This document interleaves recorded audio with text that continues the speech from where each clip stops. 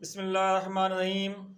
बेटाई news जे programme Sindh मंज़र में अवां जो मेज़बान मोहम्मद अज़हर इंद हाज़िर आहे। अॼु वीडियो लिंक ते मौजूदु आहे सिंध यूनाइटेड पार्टी तालुके जोई जे सदर कामरेड ग़ुलाम क़ादिर लिगारी।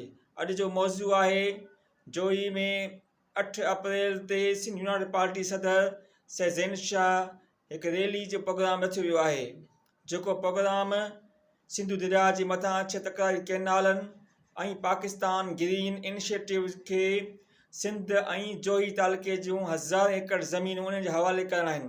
उन मनसूबे खे रद्द करण जे लाइ 8 अप्रैल ते जोई में हिकु शानदार रैली जो प्रोग्राम रखियो वियो आहे।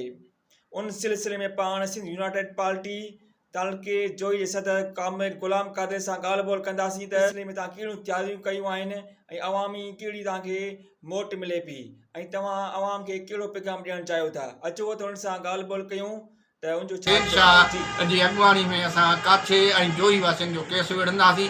असां उहा पंहिंजी ज़बान काछे वासियुनि सां पूरी करण जे लाइ साईं खे घुरायूं पिया था ऐं काछे वारनि खां ऐं जोई वासियुनि खां असां इहा मदद घुरूं था त असांजो साथ ॾियो।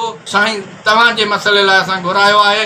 हिन जेको आहे असांजी रैली आहे, जीअं छंडण खां असांजो इस्तक़बाल कयूं त छंडण ऐं जोई गॾु हुजे त हुकुमराननि खे ख़बर पवे त हितां जोई जा माण्हू सुजाॻनि, जोई जा माण्हू पंहिंजा हक़ वठी ॼाणनि था।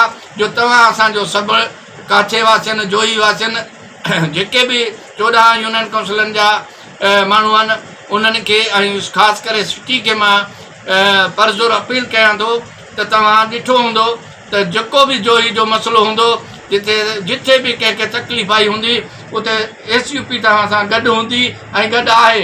ऐं साईं ज़ैन शाह जी ताक़त खां सवाइ SUP का बि न आहे। असां साईं ज़ैन शाह जा सिपाही आहियूं ऐं साईं ज़ैन शाह जो उहो चयल आहे त कैनालनि जे ख़िलाफ़ ऐं ग्रीन पाकिस्तान जे ख़िलाफ़ जेको बि आवाज़ु उथारे उन जो साथ ॾियो।